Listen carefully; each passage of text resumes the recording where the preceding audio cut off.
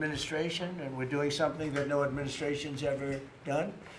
We're always letting the press join us because we're very open and transparent.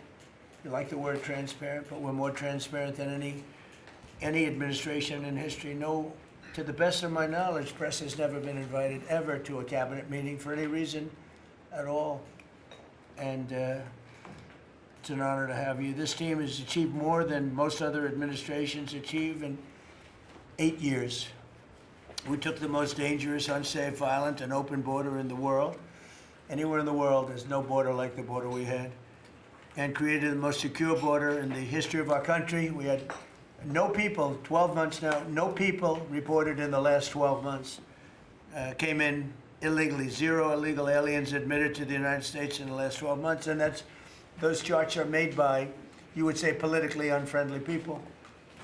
And the reason they don't come in is because nobody comes up, because they know that they're going to be turned away, and if they get in, they're going to be moved out right away. So it's been 0. You're the one that do the reports. I'm actually surprised by the number because I don't know how it can be 0, but they say it's 0 for the last 12 months. In 2025, we achieved the largest drop in the murder rate ever recorded. So the murder rate was quite high, and we achieved the largest drop in the murder rate ever recorded to the lowest level in 125 years. That's the year 1900.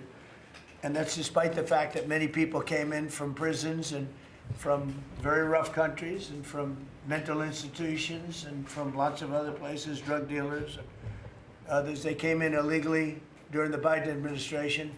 We've gotten many of them out, but we still have some that we're looking for, quite a few that we're still looking for, but we've gotten over 11,888 murderers were allowed into our country. We've gotten a lot of them out. We've gotten some, we put them in jail. We don't even trust the country to send them because they'll come back in maybe. We put them in jail.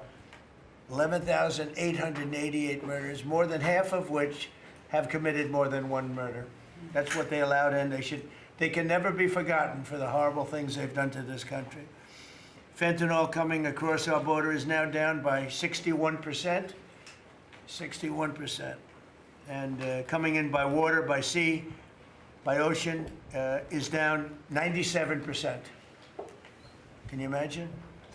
Thanks to our Republican majorities in Congress, we passed the largest tax cuts in American history.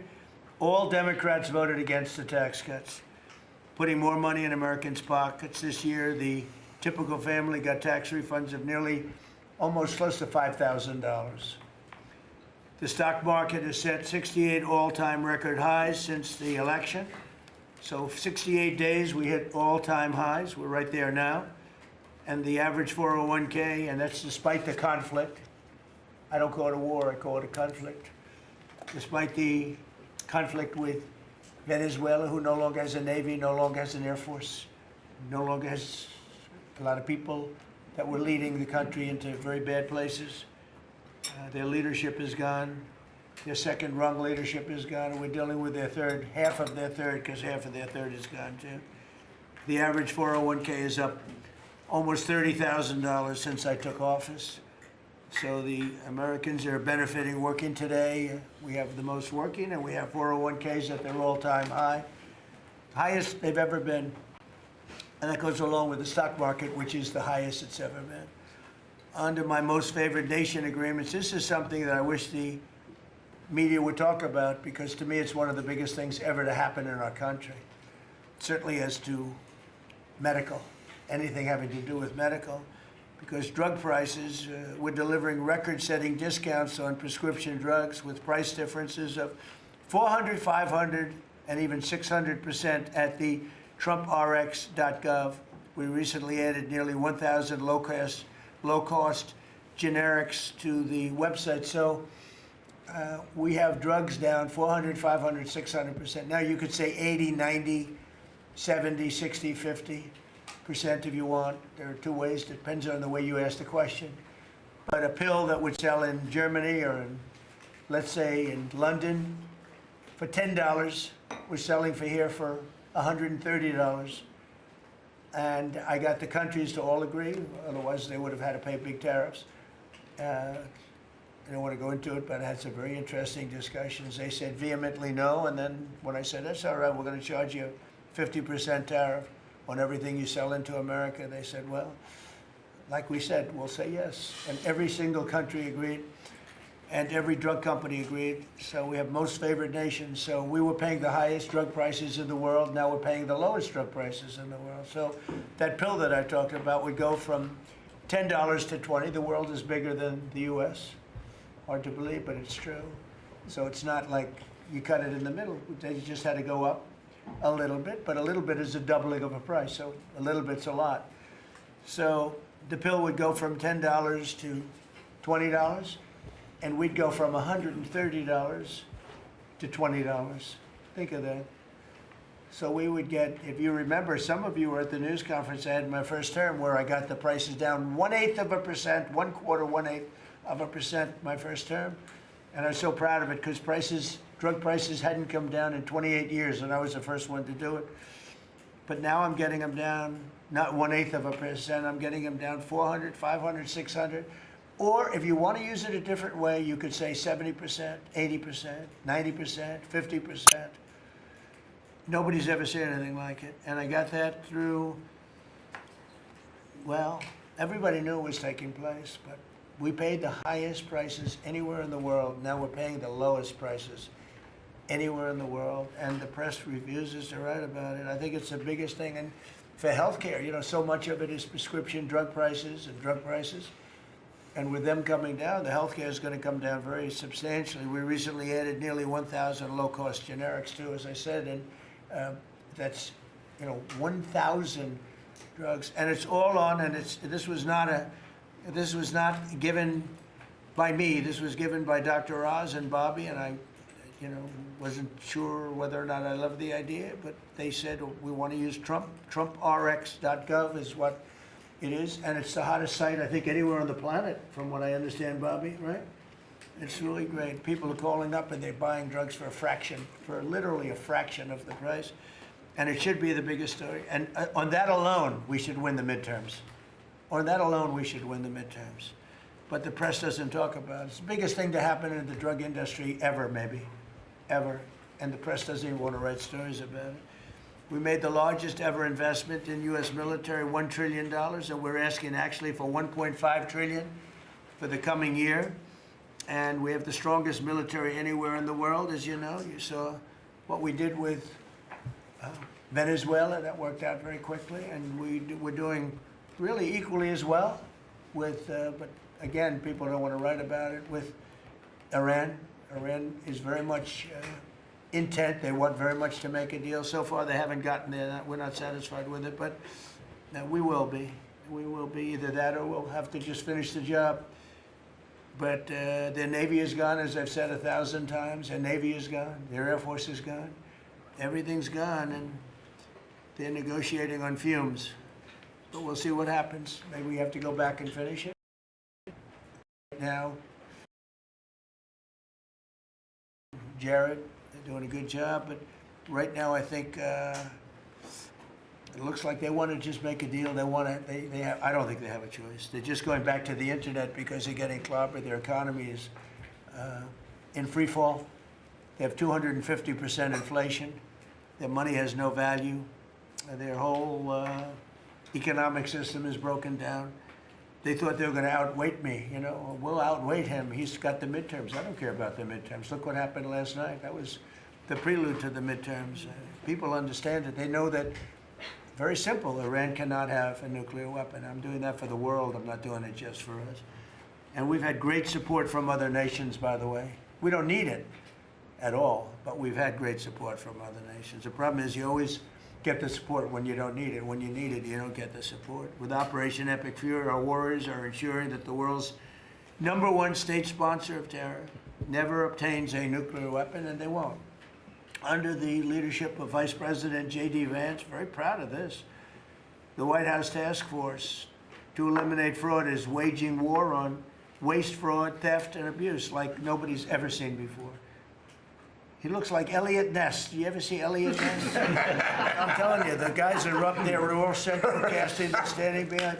What a group of people. No, it looks like a movie. I'm going to make a movie out of it, I think. And they're finding billions and billions and billions of dollars. And I just said, that's good. He said, you haven't seen anything yet. Just said that. And, you know, if he does really great, we'll have a balanced budget without having to do anything. This is the kind of money they stole. They're crooks. They're thieves. And I hope that Todd is going to do a real job. These are crooked people. These are thieves. This isn't like a mistake. Just talking about one person, he got hundreds of thousands, millions of dollars for securing one man, for taking care of one elderly man. He was a service. He got paid millions of dollars for taking care of one man. Total crook. They're all crooks. The Somalians, what they've done to Minnesota, the Somalians, they're crooked as hell. Ilhan Omar, crooked as hell. They're all crooks. And we got them.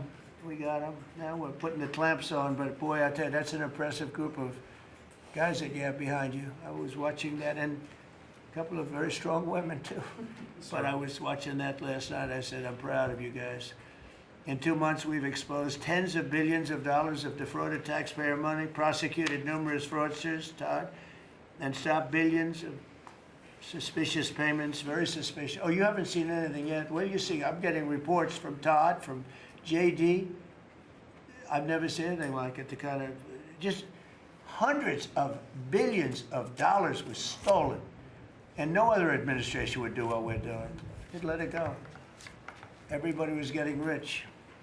And I think we have a chance to save Social Security without doing anything to it by just the numbers of fraudulent people on Social Security, people that are 115 years old, 125 years old, getting payments. It's funny, I said, oh, do those payments get turned back? No, they accept them. Well, somebody's getting the payment. It's not a person that's 125 years old. But that's the least of it. The numbers that we're finding out, we have great people at Social Security. We're going to make our Social Security so strong, so good, that you've never seen anything like it. We're going to protect. I said right from the beginning, we're going to protect our people in Social Security.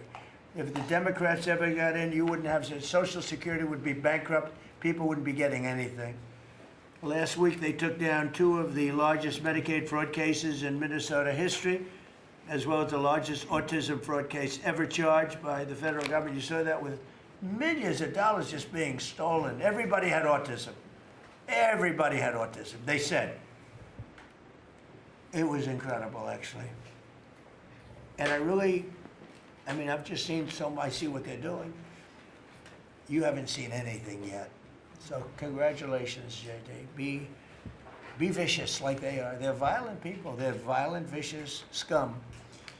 Before asking Vice President Vance to speak about these efforts, I want to express our tremendous gratitude to our outgoing Director of National Intelligence, Tulsi Gabbard, who's a terrific person, actually.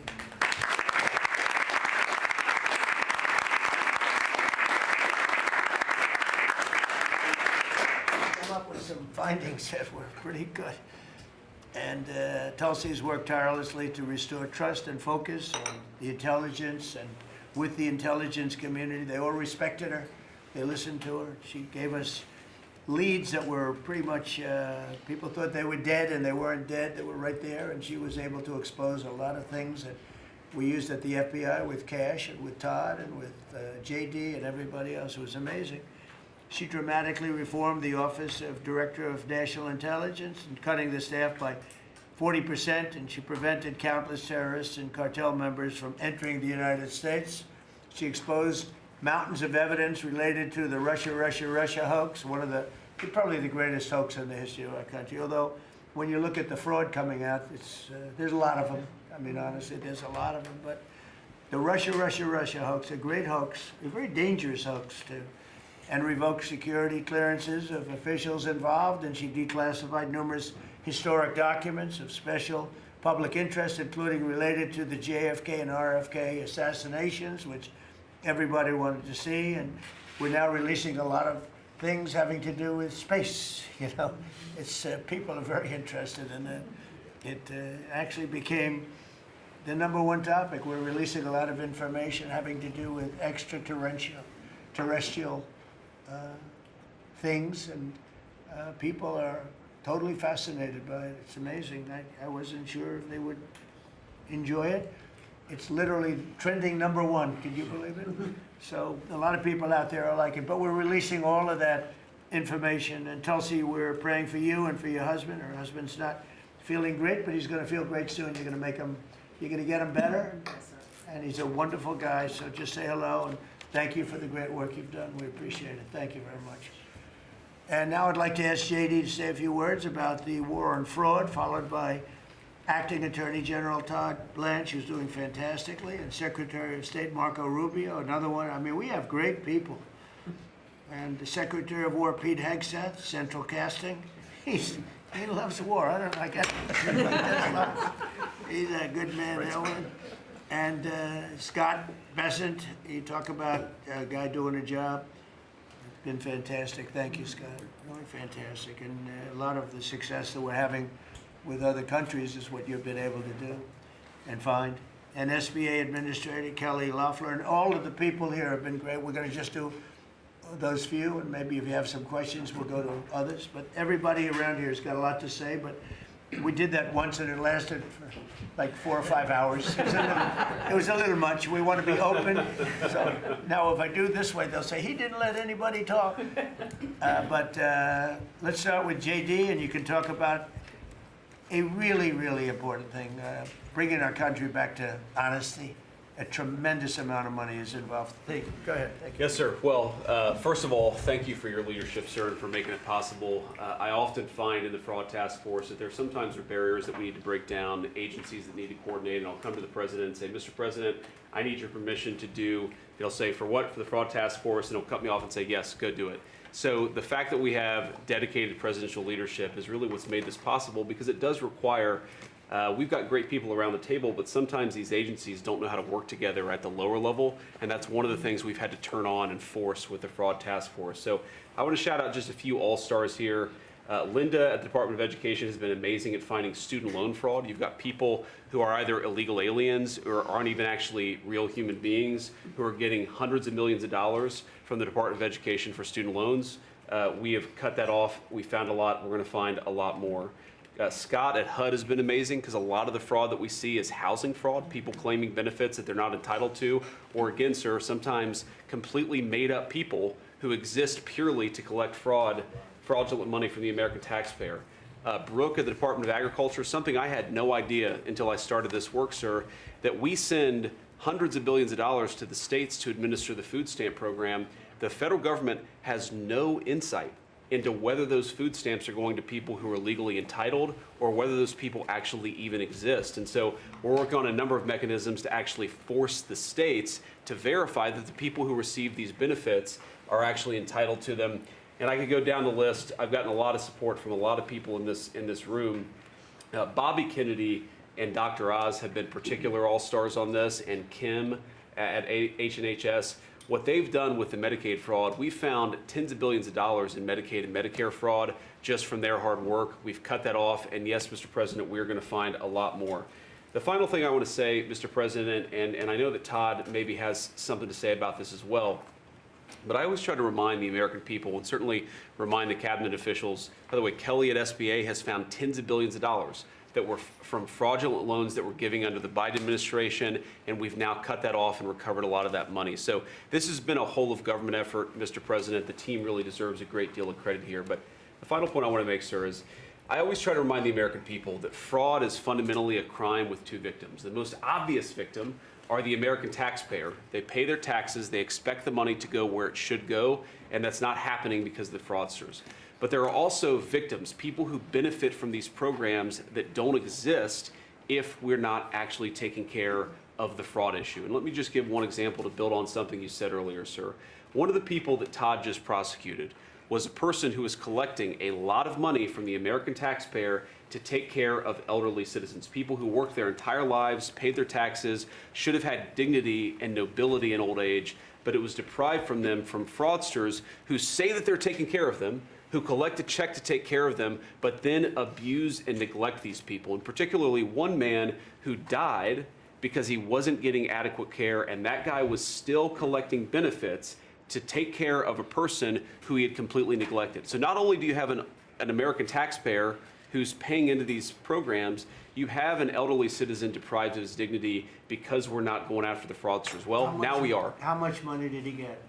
Sir, hundreds of thousands of dollars, maybe more than that, but we think that that exact type of fraud has been replayed all over our country. That particular case was outside of Minneapolis. We expect that there are tens of thousands of people who are collecting fraudulent money to take care of people, and they're not actually taking care of them. We're, of course, going to get to the root of as much of it as we can. But again, sir, it's been, I wouldn't say fun, because you find out how much people have been taken advantage of, but it's certainly very good and valuable work. So thank you for giving me the opportunity to do it. Well, thank you very much. Yes, sir.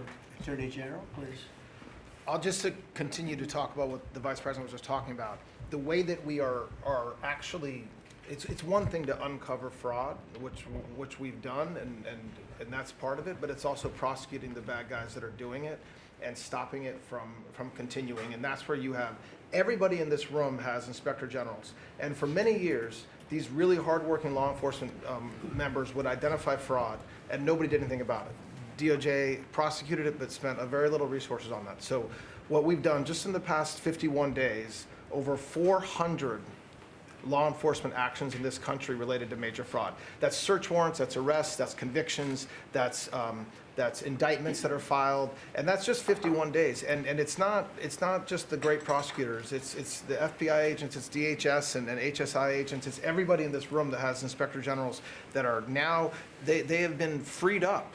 And it's because of you, it's because of the Vice President saying this is going to be a priority of what we are going to do, not just the Department of Justice. Even though we're the prosecutors that are putting bad guys in jail, it's also the law enforcement at every agency, FBI and DHS. And so we're already seeing results. We had a $1 billion fraud, a conviction at trial last week out of Florida. And this was an organization that was stealing from senior citizens in Florida, duping them. There were call centers set up in the Philippines, and they were duping them to buy medical equipment that they didn't need, that they would never get, and that the taxpayers paid for. And so that's a good win. We arrested 15 guys in Minnesota last week. The Vice President mentioned one of them. These are people that are not, they're just stealing, and many of them are here illegally. And so you have people who are in this country illegally, who are then taking advantage, and the Vice President says something a lot that resonates with me. The generosity of the American people, the generosity of everybody in this room, the leadership, to take care of the people in this country that are the most, that deserve it the most. Children who are supposed to get food at school, and you have men just stealing, taking that money. And so that's what we're focused on. We are standing up, as you know, Mr. President, you allowed us to stand up a new division at the Department of Justice. It's our entire existence of that division is to combat what we're talking about. And then every U.S. Attorney's Office is now focused on it as well. So this is something that will result in a better place for every citizen in this country and save money, a lot of money, and also it's the right thing to do for our tax dollars, Mr. President. And billions of dollars was given out just very quickly before Biden left office. Billions and billions were given out. And I mean, I know of many cases, but one, I don't know what's happened with it, but I think you're looking at it. I know Lee was involved in it environmentally. Stacey Abrams was given $2 billion for an account that had $103 in it, an environmental fraud, I guess. And she had $103 in this newly opened account. And before leaving business, they put $2 billion into the account. And they had no reason for existence. They were unable to say what they did with it. $2 billion. Lee, do you want to just mention something about that? Well, thanks to your leadership, Mr. President, that was canceled. And they no longer have access to that $2 billion. They fought like hell. They wanted that money. Go In ahead. fact, it was over $29 billion that it's now been canceled at EPA. You told us to make it a priority. Now this happened as soon as you came in. After the election, before your inauguration, they were caught on video saying that they were rushing to get billions of dollars out the door before you're swearing in because they were afraid that once you were sworn in, you were going to stop it. Well, that part, they were right. We did. Yeah, we did. Great And job. yeah, no, we're happy to do it, Mr. President. And the Department of Justice under Todd Blanche's leadership, they just secured another big win in an appeals court on some recently canceled grants for different agencies. So great attorneys making sure that this accountability is delivered over the finish line. It's been a great team effort. And we're building more, most importantly, we're building more factories and plants in the United States now than at any time ever before. $18 trillion coming in. That's not including the 12th month, that's 11. And I say it often that the Biden administration had much less than 1 trillion, and we have 18 trillion. And when those final numbers come up, they'll be even higher than that. That's a record in the history of the world. No country's ever done that. And that money's going into plants, and you are giving them very fast approvals, thorough and environmentally correct, but fast approvals, and you're doing a fantastic job. Thank you very much. Another man doing a fantastic job, I think we all agree, is Marco. You're all over the place, right? I watched you last night at 3 different locations. So tell us about Iran. Well, first of all, the bottom line is Iran's never going to have a nuclear weapon. And if recent events have done anything, is just remind us once again that they are the world's leading sponsor of terrorism. And they can never have a nuclear weapon. Now, the president's preference, Mr. President, your preference has told us repeatedly, as always, to negotiate these things and to figure out if you can have agreements. Diplomacy is always the first option. And we continue to work on that through your envoys, Mr. Woodcoff and Kushner and others, the vice president, who've been very involved. And if there's an agreement to be made, we want that to be made. I think there's been some progress and some interest, and we'll see over the next few hours and days whether progress could be made. I just want to remind everybody, Mr. President, you know this well, you have other options available to you if that doesn't work. But the bottom line is that we prefer the negotiated diplomatic route, and we're going to give it every chance to succeed. You know, you're giving it every chance to succeed, Mr. President. But here's the bottom line, because I keep getting asked, what is this all about? It's very simple. Iran and these people in charge of Iran can never have a nuclear weapon, and they will never have a nuclear weapon, and they most certainly will not have one as long as you're President of the United States. On that point, it's very clear.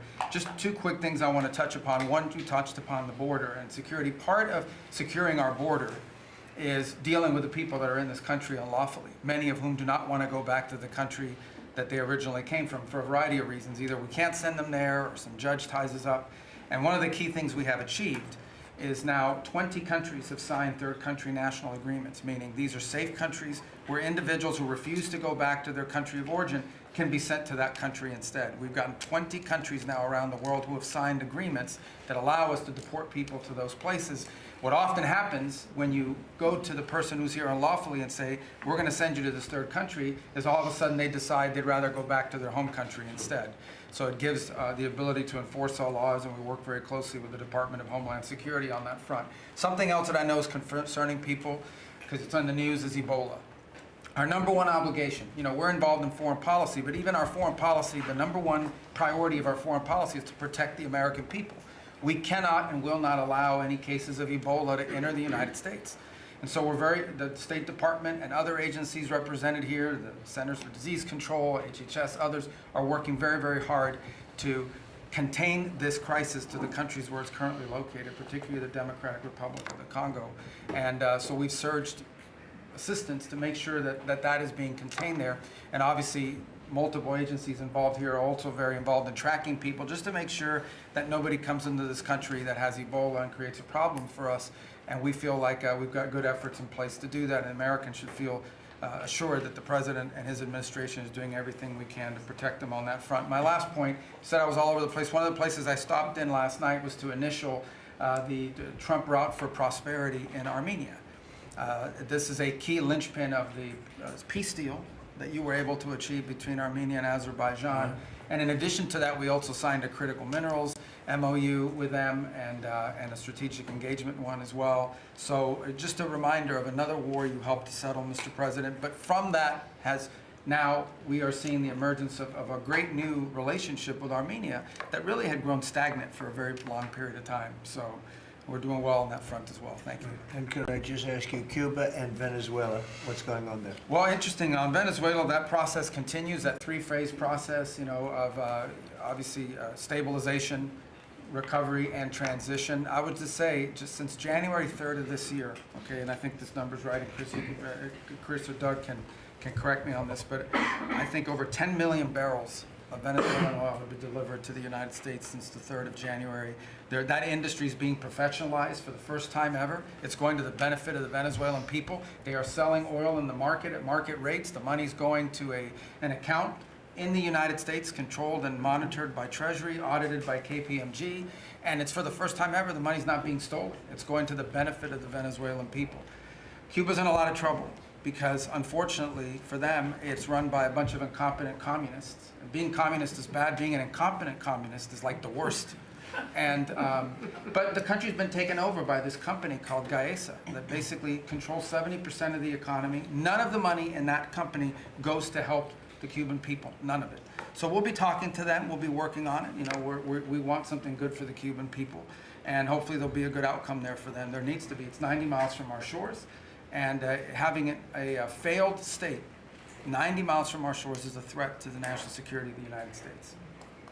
So we're producing right now more oil by double than Russia and Saudi Arabia combined. There's never been anything like that.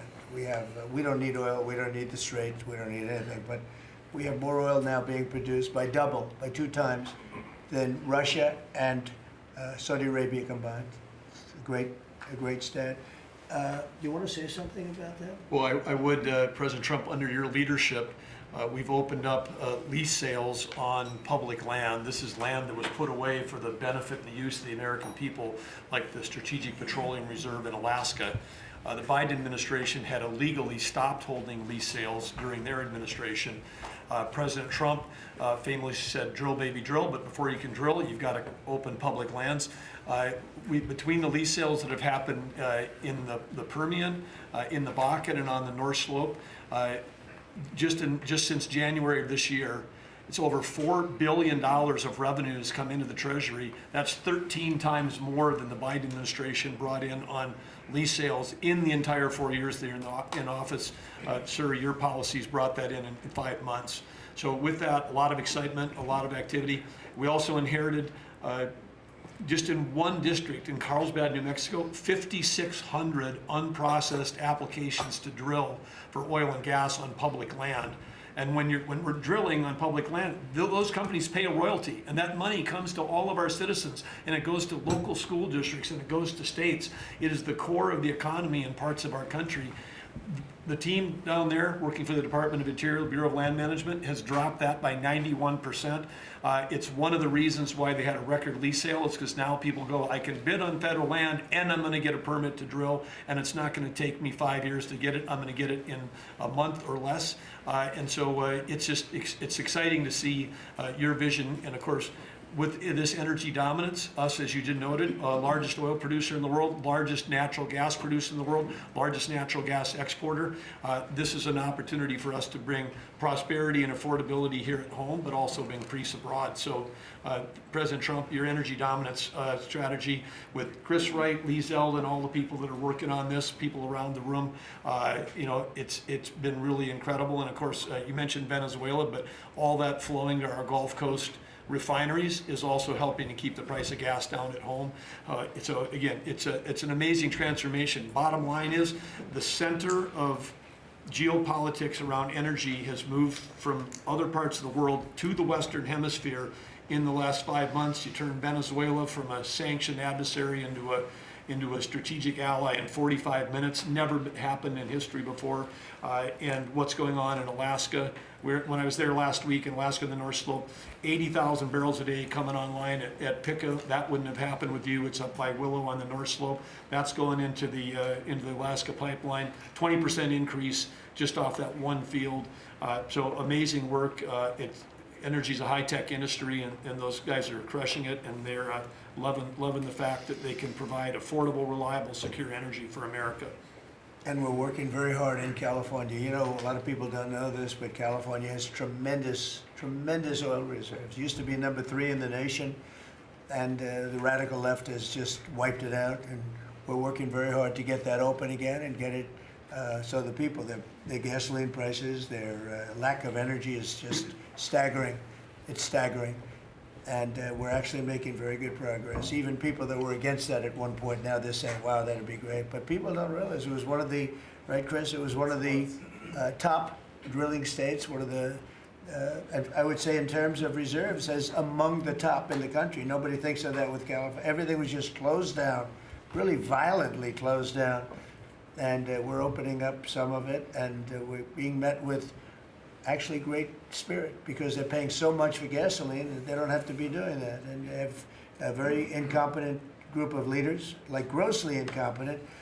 So I think that's going to be something. On a slightly smaller subject, while Doug was speaking, Department of Interior, he and his people have done a fantastic job on D.C. D.C. is looking beautiful. The fountains are almost all open. We had 28 of them. And we have one in particular, a very long lake, we call it, the reflecting lake, between the Lincoln Monument. Nobody's ever seen anything like it. You take a look at, between Lincoln and Washington, you have the longest, like 2,400 feet long. That's longer than the tallest building in the world if you set it on its side. And it's almost 200 feet wide. And actually it was built in 1922, and from 1922 on, it really never worked. It always leaked, and it was a problem, and a lot of things. And hundreds of millions was spent. The Biden administration and the Obama administration spent hundreds of millions of dollars trying to get it to work, and they failed. And we'll be spending, you'll give me a number, but I think it's a very low number. It's like in the number that we originally talked about, where we cleaned it, we fumigated it. We had 10 major truck dumpsters of garbage taken out. Can you believe it? A friend of mine came in, a very substantial person from Germany, wanted to see the Washington Monument. I wanted to see the Lincoln Memorial. He said, I look, but that horrible reflecting pond is disgusting. It's filthy, dirty, and disgusting. I said, really? I drove down. I said, Secret Service, let's take a drive. And we went down. I said, that's terrible. And for the most part, it didn't work. I mean, they wouldn't even have water in there. But when they did, it was just dirty, filthy water that leaked out. And we got to work on it. And it was supposed to cost almost $400 million, because it's like putting the skin on a skyscraper, but bigger, much bigger. Many skyscrapers, you could almost say, other than for the world's tallest. Think of it, the world's tallest skyscraper is shorter than 2,400 feet. So we went to work, and over the years I built hundreds of pools. I build them every time I built a building. I always like to build Olympic-sized swimming pools, and I was very aware of swimming pool, what goes into making a swimming pool. It's not as simple as people think. You never want it to leak. You want to have beautiful surface. I said, you know, I have an idea, Doug. We sat down. I said, let's take that long thing where we're going to fix it with concrete, which leaks, concrete, all sorts of other materials that all leak and don't look good. They're gray. And, you know, swimming pool, I have a swimming pool right up the road. I built it 22 years ago. It's perfect. I said, does it ever leak? No. It's perfect. Good contractors. I actually called in a couple of the contractors, got some ideas from them, and I gave it to Doug, and Doug's done an unbelievable job. And so they were going to spend maybe $400 million. I don't know. You never know with cost overruns and everything, but it was going to take years to build, 3 years, 4 years. And we'll have it done before July 4th, substantially before July 4th. If we didn't have such bad weather the last 4 or 5 days, we could have been almost done. You can't do the substance of the rain. And what they did is they cleaned it. They took out, as I said, more than 10 dumpsters of garbage, with shovels. It was disgusting. Oh, every corner had massive amounts of, I guess that's the way the tide goes, but they had massive amounts of garbage. We then steam cleaned it. We then sandblasted it, and then we pebble blasted it. It's a bigger version of sand. We made the surface as good as it can be, and we're now covering it with the most beautiful blue, very thick. You think of it as a very sophisticated form of rubber. No leaks, no problems, and it's beautiful. It's called American Flag Blue. That was the color we chose. And we are probably 70% finished with it. It's going to be finished. The hard part's done. And then we decided to do much more than when I thought I was just going to do the surface, but we said the problem is the outer ring looks pretty bad too, where you walk on. So we sandblasted that. This is all additional work. We didn't want to do, you know, when you do something like this, when you do the one, you think the other looked okay, but then when the other, you see the new surface, the old stuff that looked okay looks really bad. So we cleaned that, sandblasted it. The walkways, all of it. It's a tremendous amount of area. You know, it's It's thousands of feet long, very wide. This is where the people stand, not the water part, the dry part. And we had a combination of granite and stone, and we're pointing it, fixing it. The joints were terrible, everything. The whole place was a mess. And when it opens in a couple of weeks, long before July 4th, we want to have it for July 4th weekend, but it'll be long before that, you will see something that's really going to be beautiful. And now we're looking at the World War II fountain, because that's also in pretty bad shape. On the bottom, we're going to duplicate it, I think, with the, maybe with a slightly different color. Actually, we'll go with a lighter color. But Doug and I have a lot of fun doing it. Your staff is fantastic. They've really worked well. But the concept, so think of it, instead of spending $200, $300, $400 million, and it will never work, we're going to spend like $10 million maybe, $12 million. Instead of spending 4 years, we're going to spend, like if you add it all up, like a couple of months. And instead of going through 4 4th of Julys as a horrible construction site, we're going to have it open before the 4th of July. And the difference is it's better. Somebody said, oh, well, but it's not the same. You know, some of the fake news would say, well, but it's not. No, it's like the pen story. The pen is better at $2 than it was at $2,000. This is the same thing. This is far better. Won't leak. It'll last for 50 years, maybe 100 years. They didn't even know. I said, how long will this last? Oh, I think you'll get 50 years out of it. We did the swimming pool treatment, but they said, sir, for a little more money, we can get industrial strength. I said, that sounds good to me. Same color, same everything, same stuff, but it's actually much stronger. It's used for industrial. I said, I love that. So we're going to have that open. It's going to be really, really beautiful. And it's a very important thing. You know, we can't have people looking at the Washington Monument, going, the memorial.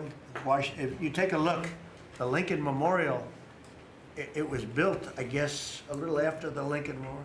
It's embarrassing. It was so horrible. I never saw anything like it. It was filthy dirty. It was Biden. And they spent, between the two of them, they spent hundreds of millions of dollars trying to fix this thing.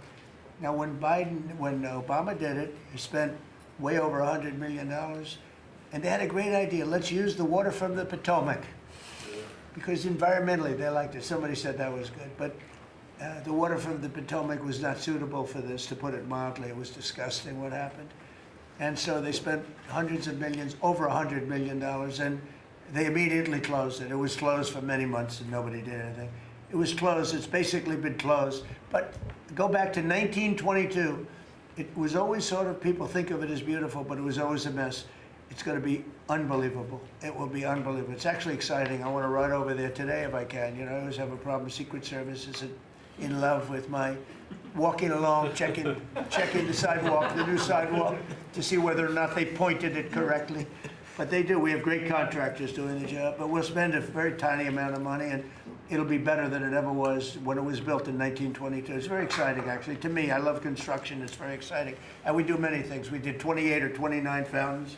I made a contribution to redoing Lafayette Park. That's the entrance to the White House. And it was an embarrassment. The floors were broken. They had bricks. Some of the bricks were missing. You know where they're missing? They took them out to throw at people. We're going with them. It's going to be a world-class park. It'll be open pretty soon. They're doing a lot of work over there. That was a contribution that I made with some other people. And it's going to be really beautiful. That was really the front door to the White House, but you couldn't even use it. It was so terrible. People would come to the White House, and it was so terrible.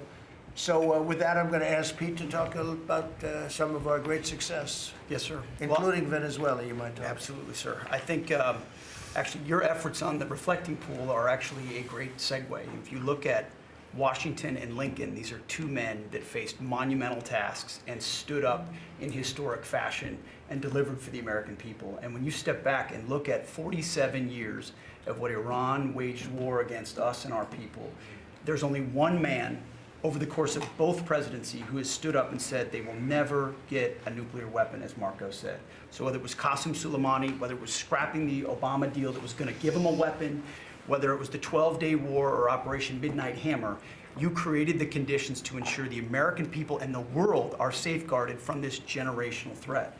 And so when you authorized Operation Epic Fury, Just like you talked about with the reflecting pool, we didn't do the same old thing the way we'd done it in the past after, Iraq and Afghanistan, the way we waged wars. Instead, you said we're going to do this smart, we're going to do it overwhelming, we're going to use maximum lethality, and we're going to bring them to their knees. And so whether it's their Navy that's at the bottom of the Persian Gulf, their Air Force, their air defenses, or their defense industrial base, they may have missiles, but they can't build more right now, and they can't build more drones right now, and they can't build more ships.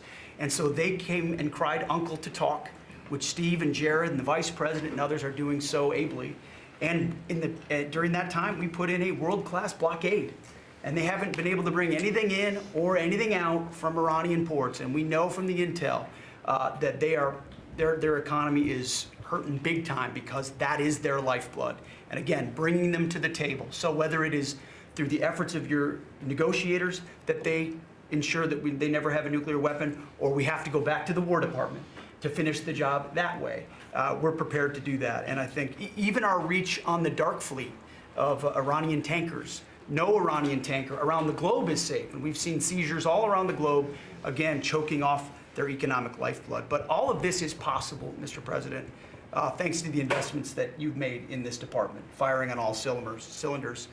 For the second year in a row, we're at historic recruitment rates. Last year, we said that here. This year, we beat it even faster. The American people are excited about what you're bringing to our department. Our defense industrial base, $50 billion in private investments. Because of the meetings you've held, defense manufacturers are investing in new plants and new manufacturing, new production lines, so that we're getting weapons faster than ever. And then the $1.5 trillion that you've committed to the department going forward, that's 1 million American jobs. 1 million American manufacturing jobs. That's Golden Dome for America, that's F-47, that's B-21, that's $50 billion in drones. We're going to lead the world in drones, shaving years off of production of all of those, everything under budget and ahead of schedule, which is what the warfighter deserves. And we saw it, you mentioned Venezuela, Mr. President, you saw it on display there.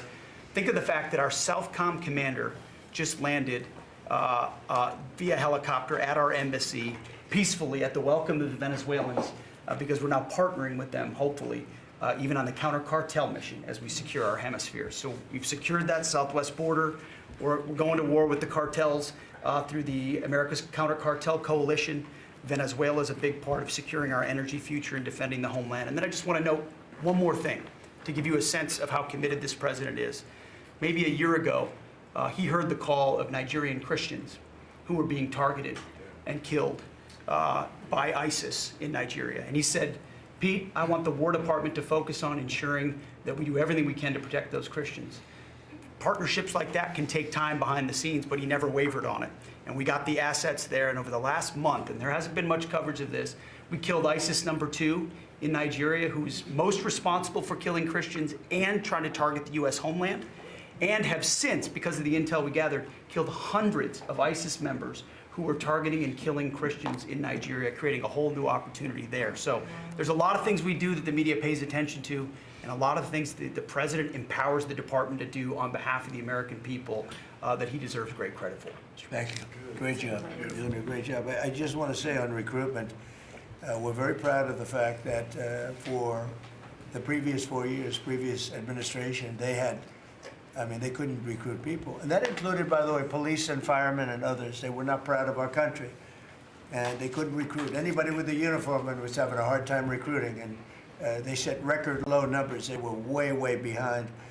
And literally from November 5th it started. It started even before we got going. But from the time we won the election to now, we've had numbers of recruitment, the likes of which we've never had. Record recruitment in every single branch, and that includes police and firemen.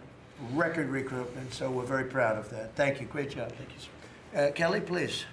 Mr. President, you have made us a nation of builders again. You're leading us to the greatest economy that the world has ever known, and I see that every week as I travel this country, main streets across dozens of states, from Alaska to Maine. I've been in many of those states 2 or 3 times. I hear it everywhere I go. Please thank the president for putting us back on track. They thank you, they love you, they want more of what we're doing, tax cuts, deregulation, fair trade, energy dominance, small businesses are spring-loaded, and we see that in the jobs numbers. In the last 2 months alone, we've created over 300,000 private sector jobs in this country. Most jobs are created by small businesses, 2 out of 3. And small businesses, as you know, make up 99% of all businesses in this country and account for half of our GDP. So when that part of the economy is finally working again, they've gotten out from $5 trillion of regulation that the Biden administration put on hardworking small businesses. They penalized growth, investment, hard work, and success. But thanks to the working family tax cuts that every single Democrat voted against, hardworking families, the welders, the waitresses that I meet on factory floors across this country, from Pennsylvania to New Mexico, where I'll be tomorrow. Brooke and I are going to Arizona tonight. So we see this everywhere we go. It's one of the most underreported stories in the media. Main Street is back, and that's because America first. I'll tell you the other thing about fraud. Small businesses are particularly hurt by the fraud because they're some of our biggest taxpayers in the country. And they show up every day. They work hard to provide for their employees, to build their businesses. They're doing it the honest way. And they see fraudsters taking from the American people. It's taxpayer money. And so you think about, at the SBA, we found $200 billion in fraudulent PPP loans that the Biden administration tried to hide and forgive and sweep under the rug.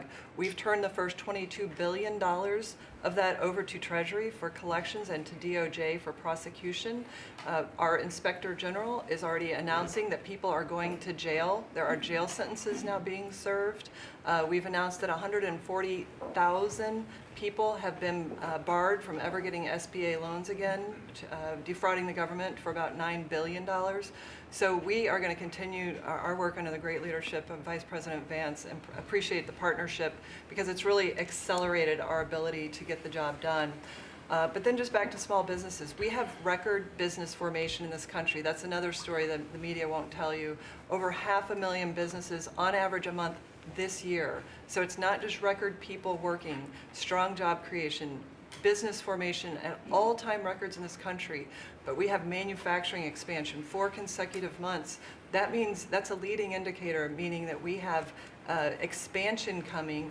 Another story the media won't tell you, 98% of all manufacturers are small businesses. 75% of our defense industrial base is small business. They're our main exporters.